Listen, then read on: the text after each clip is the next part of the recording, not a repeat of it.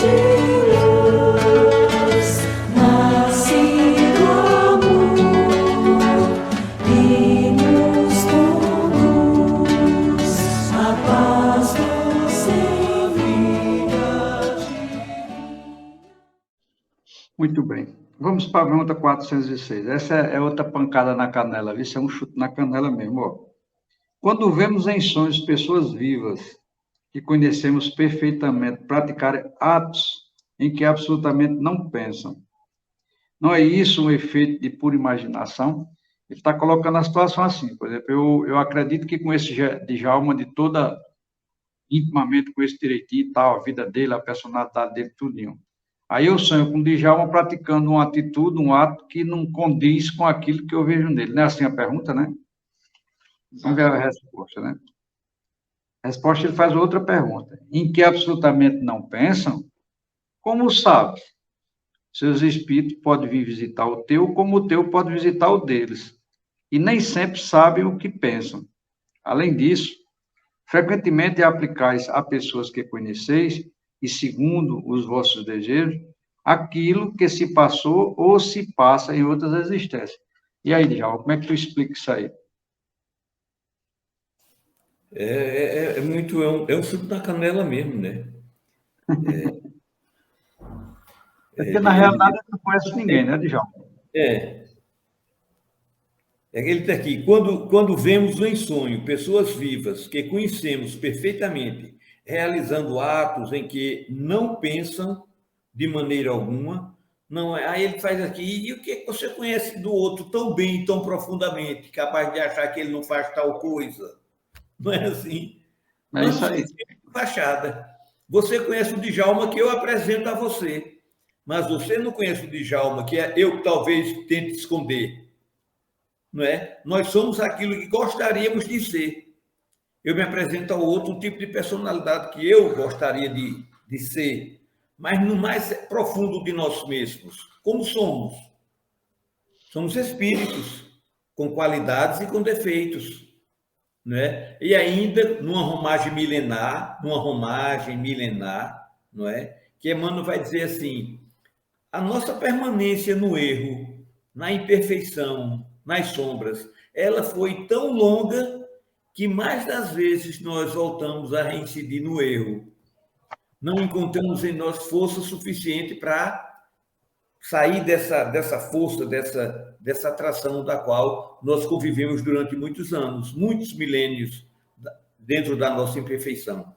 Mas estamos na direção da luz, né? Acendendo a luz que nos pertence, do entendimento, da compreensão, porque nós somos filhos da fonte da sabedoria eterna. E essa sabedoria está na minha genética, na de todas as criaturas. Papai do céu não deu um fio de cabelo de sabedoria a mais a Einstein, aos grandes físicos, aos grandes matemáticos, aos grandes cientistas, do que o mais desprezível dos homens, que nós suponhamos. Aquele ali é um João Ninguém, é um Zé Ninguém. Não. Papai do céu criou-nos dotados das mesmas qualidades. Cada um é que busca desenvolvê-las, mas ela dorme em mim, não é? Então, eu já estou entrando em outro assunto, vou passar para o professor Argemiro. Eu acho, Djalma, que aí caberia também a questão das máscaras, né? Que a psicologia fala, não é isso? Eu posso esconder o meu verdadeiro eu, não é? Eu posso ser um sábio e me fazer de tolo para que, né? Ou posso ser um camarada malicioso e me fazer de bestinha para justamente induzir. E aí, quando você chega lá no plano espiritual, eu sou eu verdadeiramente. E aí você vai dizer, oxe, Argemiro não, Argemiro que eu conheço. Não é, Djalma? Pode ser isso também. Dentro desse contexto que a gente está falando... E o Djalma é o de fachada, né? A essência, né? Dentro desse contexto que a gente está falando, cabe um negócio bem interessante, uma pergunta aqui que me surgiu, né, intuitivamente. É que nós temos um certo conhecimento do que é certo e do que é errado. O que é tão difícil? Eu acho que a Argemiro está mais, a priori, está mais assim, perto de responder isso. Por que Agimir e por que Djalma? Mesmo a gente tendo certos conhecimentos um pouquinho a mais sobre nossos erros, nossas imperfeições, achando que nos conhecemos, por que se torna tão difícil a pessoa se desligar, se controlar, dominar ou até mesmo combater vícios, imperfeições, manias, costume, hein, Miri? Isso está ligado ao que o Djalma colocou. Nós somos milenares, rapaz. Nós temos hábitos e vícios que estão conosco há séculos e séculos. Aí tu quer ficar bom em meia hora? Não é Doril, não, nego, velho. Hein, Djalma? Eu vou ter que me esforçar muito. Claro que você está correto no seu pensar. É difícil, meu irmão. Por isso que nós sempre temos a oportunidade de Papai do Céu de fazer de novo. Porque ele sabe disso que Djalma falou. Ele me deu o mesmo cérebro, a mesma capacidade que o Einstein tem. Só que eu não desenvolvi ainda a minha. Einstein conseguiu dar o passo, seguiu adiante. E aí, cada um tem seu momento de dificuldade, que é justamente estar preso ao passado. Eu não consegui me libertar das coisas mais antigas ainda. Não é assim, Djalma? E, aliás, o grande psicólogo, nosso Senhor Jesus Cristo, nos define muito bem. Quando ele diz assim, o espírito é forte, mas a carne é fraca. Né? Nós estamos nesse biombo, né? Nessa dualidade, espírito e corpo. Fora do corpo, estamos na erraticidade, na dimensão espiritual. Mas no corpo, todos os nossos instintos se assanham. Se você não ora, né, Agimiro? Se você não orar incessantemente, se você não... que tudo é frequência no universo. Se você eleva o pensamento, você está numa frequência alta. Mas se você se encoleriza, você reduz. Moisés estava no Monte Sinai conversando com Deus e desce com as tábuas da lei que havia recebido escritas pelo dedo de Deus. Era uma psicografia direta do Altíssimo, da espiritualidade para a dimensão material. Quando ele chega embaixo, que ele vê o bacanal, o texto diz, encheu-se Moisés de cólera. Ele entrou numa frequência baixa. Não é, Agimiro? Então, veio dele aquela ordem de matar. Ia pegar as armas e partir para cima da tropa, e houve aquele conflito e muitos mortos. Num livro que ele trazia, de número 5, que estava escrito, não matarás.